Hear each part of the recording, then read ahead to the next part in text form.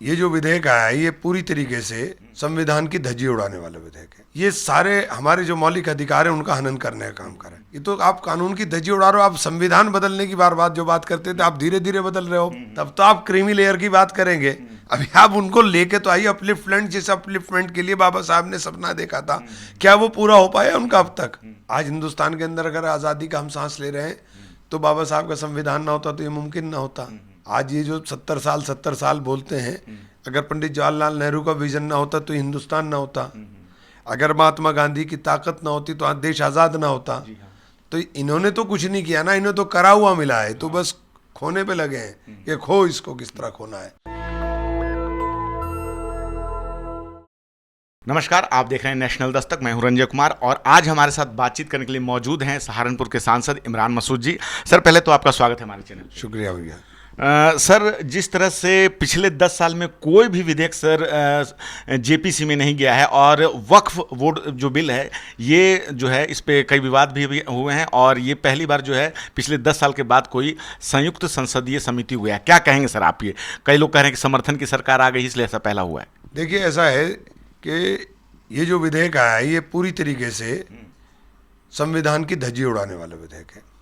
Article 14, article 15, article 25, article 26, article 29, article 30 जो हमें guarantee करता है, ये सारे हमारे जो मौलिक अधिकार हैं उनका हनन करने का काम कर रहा है।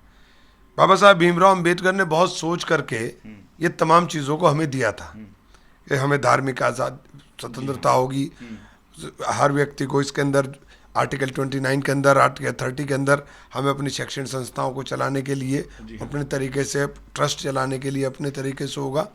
उन तमाम चीज़ों का ये वायलेट करता है।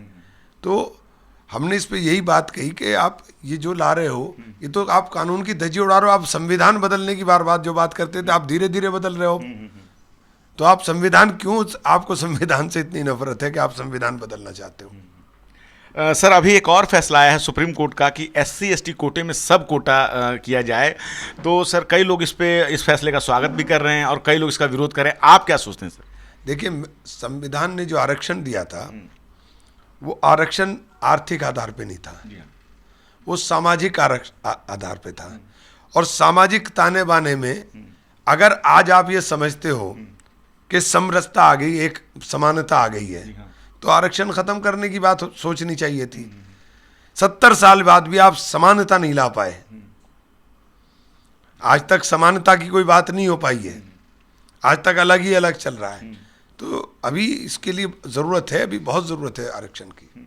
गवाई साहब जो कि न्यायाधीश हैं वो कहते हैं कि आरक्षण एक ऐसा जनरल बोगी हो गया है जो इसमें पहले आ गया है वो किसी और को नहीं आने देना चाहता है।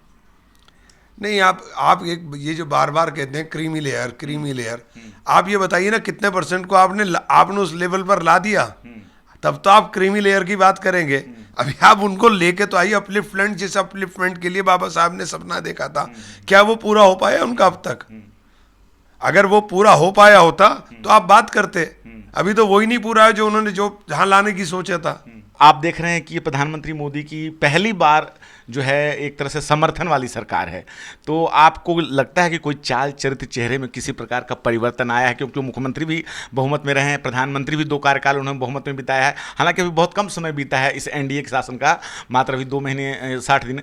आपको लगता है कि किसी प्रकार का कोई परिवर्तन उनके चाल चरित्र चेहरे में है? देखिए, मैंने पहले सरकार में मैं रहा नहीं, पहले पार्लियामेंट में था नहीं, तो मैं बता नहीं सकता हूँ। हम तो अपना काम कर रहे हैं, हम अपना काम करेंगे, वो अपना काम कर रहे हैं, वो अपना काम करेंगे।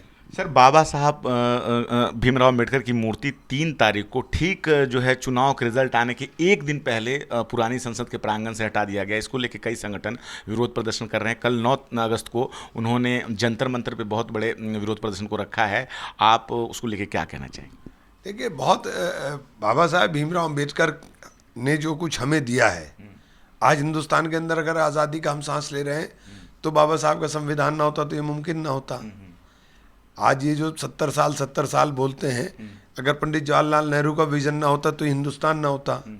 अगर महात्मा गांधी की ताकत ना होती तो आज देश आज़ाद ना होता। तो इन्होंने तो कुछ नहीं किया ना, इन्हें तो करा हुआ मिला है, तो बस खोने पे लगे हैं कि खो इसको किस तरह खोना है। सर चलते चलते आखिरी सवाल, लोकसभा चुनाव बीत चुके और अब 10 सीटों पे उपचुनाव होने वाले हैं यूपी में। अखिलेश यादव कह रहे हैं कि पीडीए हमारे साथ है और कई लोग कह रहे हैं कि ये 2027 का सेमीफाइनल है, ये 10 सीटों का चुनाव। आप इसको कैसे देखते हैं? और भी पार्टियां हैं, भाजपा है, बसपा है और चंद्रशेखर आज़ाद भी हैं मैदान में, क्या कहेंगे आप लोग, कैसे इस चुनाव को देख रहे हैं? हम अपना चुनाव लड़ेंगे, मुझे किसी दूसरे के बारे में सोचता नहीं हूँ, मैं केवल अपने बारे में देखता हूँ। मैं लंबी लकीर करने में यकीन करता हूँ कि लंबी लकीर खींचनी चाहिए। ठीक है सर, तो हमने इमरान मसूद साहब से बात की और क्या है आपकी राय इस पूरे बातचीत पे? आप अपनी राय हमें ज़रूर कमेंट बॉक्स में बताएं। मैं रंजय कुमार, कैमरामैन आशीष के साथ, नेशनल दस्तक। धन्यवाद। नेशनल दस्तक की आपसे गुजारिश है कि अगर इसको बचाना चाहते हैं तो नेशनल दस्तक को सब्सक्राइब करने के लिए रेड कलर के सब्सक्राइब बटन को दबाएं, फिर बेल आइकन की घंटी दबाएं। नेशनल दस्तक को बचाने के लिए बहुत जरूरी है कि हर खबर को शेयर करें, लाइक करें, कमेंट जरूर करें।